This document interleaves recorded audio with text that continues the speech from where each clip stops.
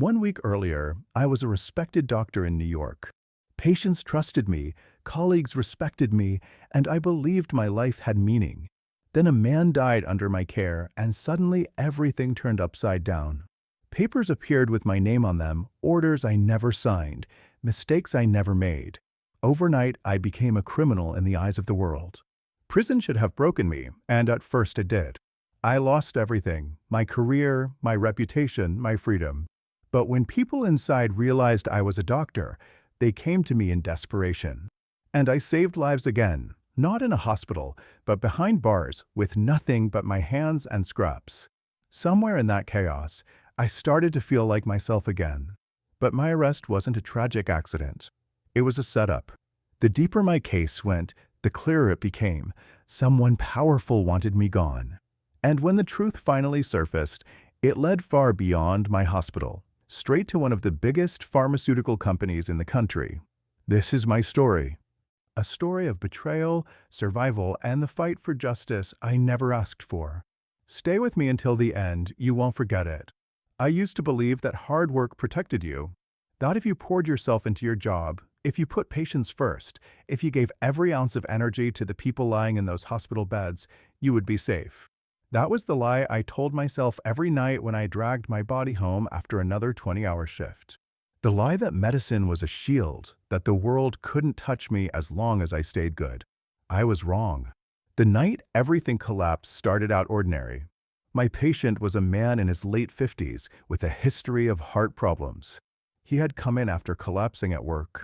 It wasn't unusual. I'd seen far worse cases. He was stable when I admitted him, his chart was clear, and I knew exactly what needed to be done. I had done this hundreds of times before. He needed close monitoring, careful dosing, the right balance of medication. I remember looking at him and thinking he'd be fine by morning. Except he wasn't. Around midnight, his blood pressure dropped fast. We rushed, did everything by protocol, but nothing worked. His heart gave out, then his organs, like a row of dominoes falling one by one. Nothing made sense. Not the labs, not the reactions, not the speed of the collapse. By 3 a.m., he was gone, dead, and I was left standing in that sterile room with a team who avoided my eyes. I didn't cry, not at first. I had seen people die before, but something about this was different. It felt wrong. The next morning, I was summoned to a board meeting. Normally, these rooms felt boring, full of administrative jargon. That day, it felt like a firing squad.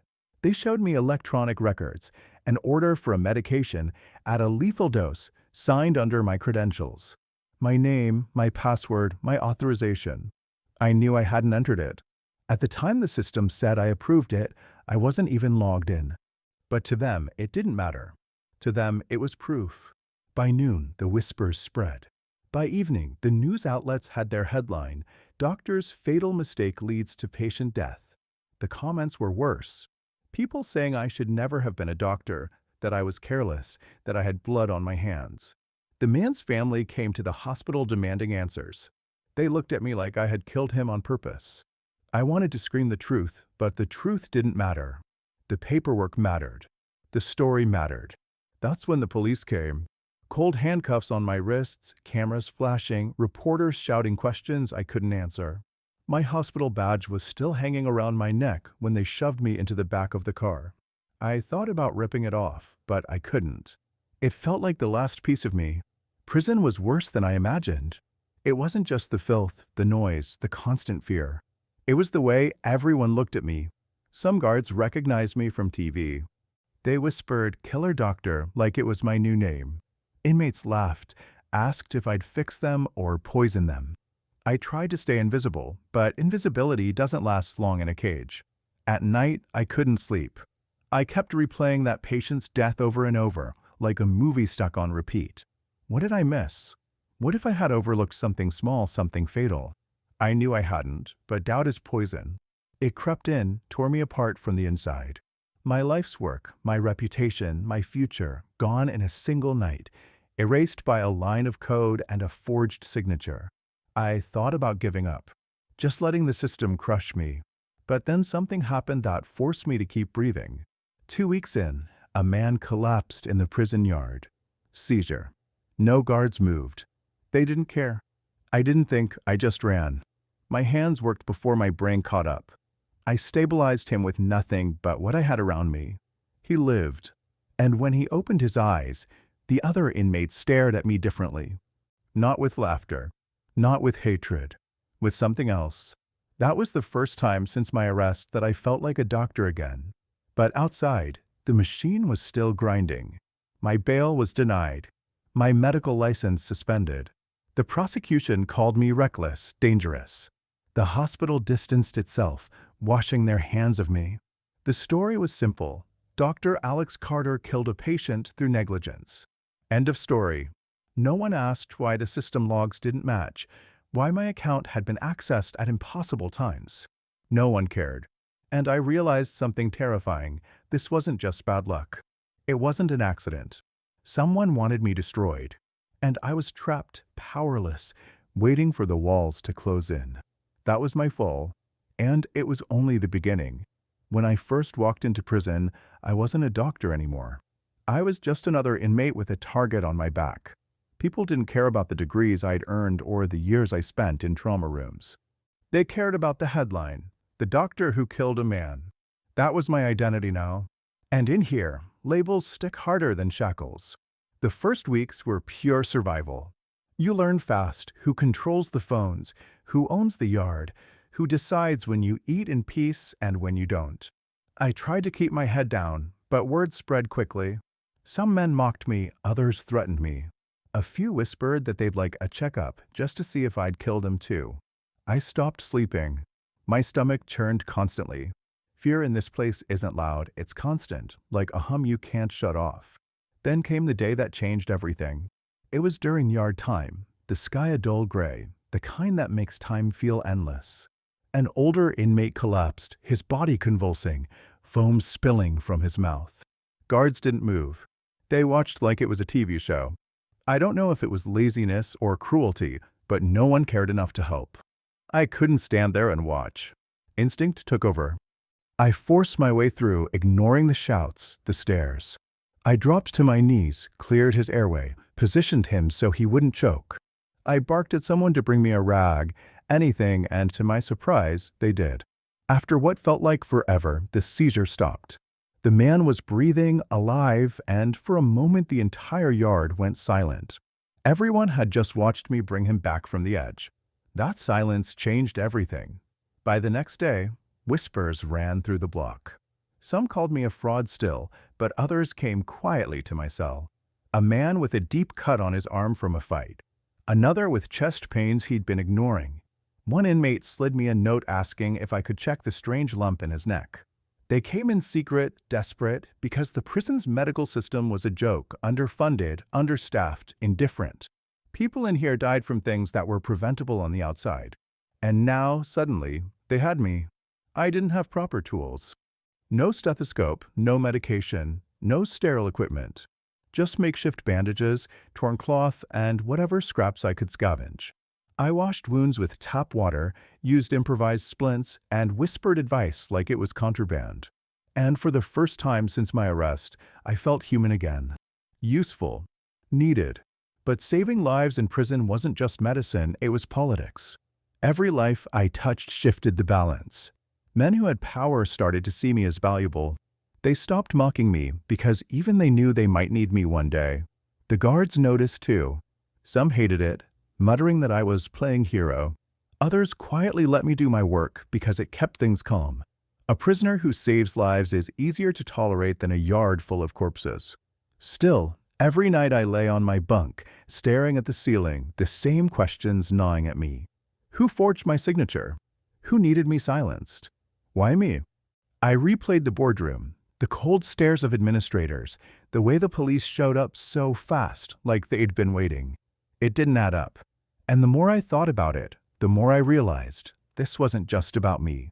Then, weeks later, something happened that gave me a spark of hope. A guard, one of the few who didn't treat me like dirt, slipped me a newspaper. Buried on the back page was a small article. National Medical Association calls for review in case of Dr. Alex Carter. It wasn't much, Just a statement that they had doubts about the evidence. But to me, it was a lifeline. Someone out there still believed in me. Someone cared enough to question the story. I didn't know it yet, but that little headline would grow into something bigger, something that would drag the truth into the light. For now, though, I was still behind bars, still labeled a killer, still trying to stay alive. But the tide had shifted. Inmates looked at me differently. I wasn't invisible anymore. I wasn't just another broken man swallowed by the system. In a place built to erase me, I had found a way to matter again. And deep down, a dangerous thought began to grow. If I could survive here, maybe I could fight back out there. It started with whispers in the prison yard and ended up on national television. At first, it was just that tiny article the guards slipped me, one I read until the paper nearly tore in my hands. The National Medical Association questioned my case. That alone meant everything. They didn't usually touch stories like mine. Doctors accused of malpractice were toxic, bad press, messy politics. But this time, they stepped in. And slowly, word spread. I didn't see it firsthand, of course. I was still locked up, eating cold food off metal trays. But my lawyer, a tired man who had all but given up, suddenly walked into the visiting room with a spark in his eyes. He said the association was demanding a full review. They wanted access to the hospital's records, to the system logs, to the medication protocols. They believed something was off. For the first time in months, I didn't feel like I was shouting into a void. The news made its way inside. Guards treated me with a mix of suspicion and discomfort. Some of the inmates clapped me on the back, saying I might actually beat this thing. Others looked at me with envy or doubt. But I knew better than to celebrate. The system doesn't bend easily. For every headline in my favor, there were 10 calling me a fraud, a liar trying to cover his tracks. Still, the association pushed. They dug into the hospital's network, requested every electronic entry tied to my account. They started asking the right questions. Why was my password used at a time I wasn't logged in? Why did security logs show access from an IP address outside the hospital, yet linked to my name? Why did the medication dosage match a drug that had been under quiet investigation for side effects that weren't disclosed? That was the first crack in the wall. Inside prison, I kept working. More men came to me with wounds, infections, chronic pain. I had no supplies, but word spread that the doc could help. I treated everything from broken ribs to panic attacks. Some nights, lying on my bunk, I thought about how twisted it was. In here, with nothing, I was probably saving more lives than I had in a hospital full of machines. Maybe that's what scared them on the outside, that even stripped of everything, I was still a doctor. Then one morning, a guard shoved a newspaper through the bars. The headline read, "Association files motion against prosecutors in case of Dr. Carter." My hands shook as I read it. They accused the prosecution of ignoring evidence, of rushing to judgment, of burying details that didn't fit their neat story. And for the first time, I felt something dangerous: hope. Hope is tricky in prison. It can keep you alive, but it can also kill you if it turns out to be false. I tried to temper it, but the energy inside me was different. When inmates asked for my help, I didn't just patch them up, I talked to them. I told them they weren't forgotten, that the world out there still noticed. Maybe I was talking to myself as much as to them. Meanwhile, the association's digging uncovered more. The drug that supposedly killed my patient wasn't some random medication error. It was part of a trial, a quiet rollout of a new formula by a pharmaceutical giant with billions at stake. And my patient? He had been prescribed it without ever being told. That detail never made it into his chart. That was when the association started using words like negligence, corruption, and cover-up. When I heard that, I realized the truth was bigger than me. This wasn't about a single patient's death or a forged signature. This was about a machine that chewed people up and spat them out for profit. And I had been convenient, disposable. But now someone had cracked their armor. For the first time since the cuffs closed on my wrists, I believed there might be a way out. Not just freedom, but vindication. Proof that I wasn't the villain they painted me to be. The fight had started, and I wasn't just fighting for myself anymore. The turning point came quietly, not with a headline or a dramatic courtroom moment, but with a single leaked document. I didn't see it myself, not right away. My lawyer showed me a copy during visitation, sliding the paper across the table like it was contraband. It was an internal email from the pharmaceutical company, buried deep in their servers, discussing the risk management strategy for the very drug at the center of my case. The words hit me like a punch. They knew. They knew about the side effects, about the organ failure risk, about the irregularities in dosing. And they had a plan not to fix it, not to recall the drug, but to bury complaints, to reframe deaths as isolated incidents, and to pin errors on human factors when convenient. Human factors like me. That was the first time I felt rage burn hotter than fear. All those sleepless nights, all those moments replaying what I could have done differently, it wasn't me. It was never me. It was them. They had killed that patient, and I was their scapegoat. The association went public with their findings. At first, the company denied everything. Smooth press releases, carefully worded statements about their commitment to safety. But more leaks followed. Emails, memos, even testimonies from former employees who couldn't stomach the lies anymore. Piece by piece, the puzzle formed. The company had manipulated hospital records, altered digital logs, and created a trail pointing straight to me. The mistake wasn't just fabricated, it was engineered. In prison, I became both famous and infamous. Some inmates treated me like a hero now, others said I was just lucky the truth came out. Guards eyed me differently, uneasy, like they knew the man in the jumpsuit might not belong there after all. My world was still confined to concrete walls, but I felt the shift. The story was no longer about a reckless doctor. It was about corruption at the highest level. One night, lying on my bunk, I realized something strange. I wasn't thinking about my freedom anymore. Not just that, at least. I was thinking about all the patients who had been given that drug, people who trusted the system like my patient had. How many had died quietly, written off as complications? How many doctors had been blamed for outcomes they couldn't control? The thought made me sick. The climax came in the form of a congressional hearing. I wasn't there, obviously, but I read every word of the transcripts my lawyer brought me. Executives stammered under questioning, their lies unraveling as documents were projected on screens. Senators grilled them about profits, about hidden trials, about the manipulation of medical data. And in the middle of it all, my name appeared, not as a villain, but as evidence. Proof of how far the company was willing to go to protect its billions. The prosecution against me collapsed overnight. They had no case left. My supposed mistake was now a smoking gun against a corporation. The judge had no choice but to overturn the charges. But even as I heard the words, even as I stood in that courtroom and felt the cuffs come off, I didn't feel victory. I felt hollow, because vindication doesn't bring back the dead. It doesn't erase the months I spent locked away, the stares, the whispers, the nights I thought about ending it all. It doesn't erase the look on my patients' families' faces when they believed I had killed him. Nothing could. But the truth was out. The machine that tried to destroy me had been exposed. And though I was free, I knew I couldn't just walk away. Not after everything I had seen. Freedom doesn't feel the way you expect it to. When the judge declared me free, when the cuffs finally came off, I thought I would cry, collapse, scream something. Instead, I just stood there, numb, like my body hadn't caught up with the words.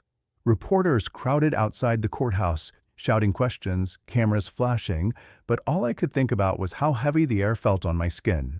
Fresh air after months of recycled prison stench. I almost didn't believe it was real. The hospital never apologized. Not a single administrator who had watched me marched out in cuffs ever called, ever admitted they had been wrong. My license was reinstated eventually, but the damage was done. My name was plastered across the internet forever, always linked with words like killer doctor or medical scandal. Even after the truth came out, people weren't sure what to believe.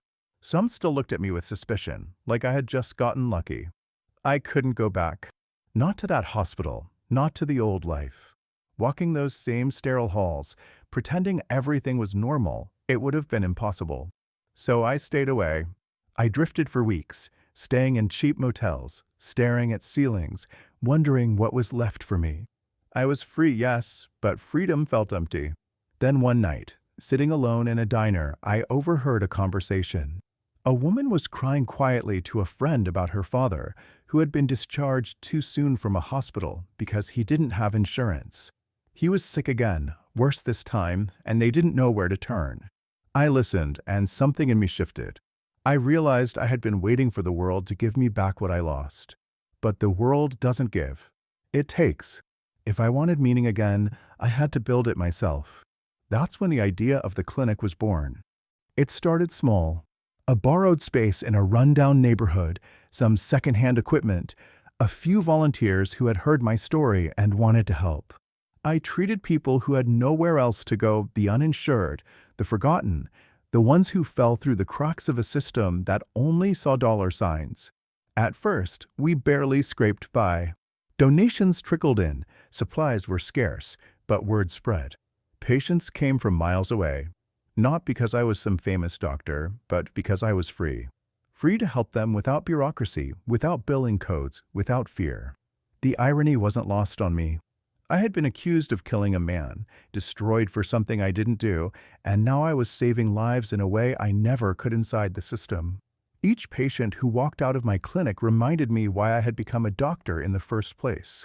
Not for the prestige, not for the money, but for the look in someone's eyes when they realized they weren't alone. Still, the scars remained. I woke up some nights drenched in sweat, hearing cell doors slam in my dreams. I avoided cameras, hated crowds. The past clung to me like a shadow, but I carried it because in a strange way it kept me honest.